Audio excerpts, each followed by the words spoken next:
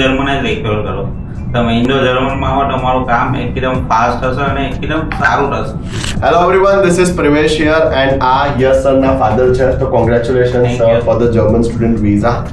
તો તમને પહેલા સેશનથી લઈને અત્યાર સુધી કામ કેવું લાગ્યું? બહુ સારું લાગ્યું. અમે જ્યારે અહીંયા પહેલી વાર આવ્યા ને ત્યારથી અમને આમ થોડું ટેન્શન ઓછું થઈ ગયું હતું કે ચલો અહીંયા આગળ કંઈક રાઈટ જગ્યા પર હવે આવ્યો આપણે.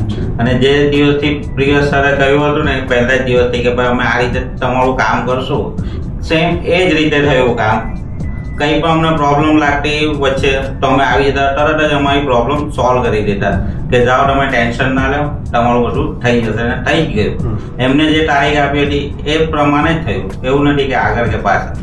ત્યારે પહેલો જે સેશન હતો, મેં પહેલા સેશનમાં તમને કમ્પ્લીટ કીધું હતું કે સ્ટેપ પ્રોસેસ ટાઈમલાઈન બજેટ આટલું રહેશે અને મારા અહીંયા તમને ફાસ્ટ કામ જોવા મળશે. તો એ કેવું લાગ્યું? એ ઘણું સારું લાગ્યું. હું તો કહું કોઈ પણ કહું છું કે ઇન્ડો જર્મન જ રેફર કરો.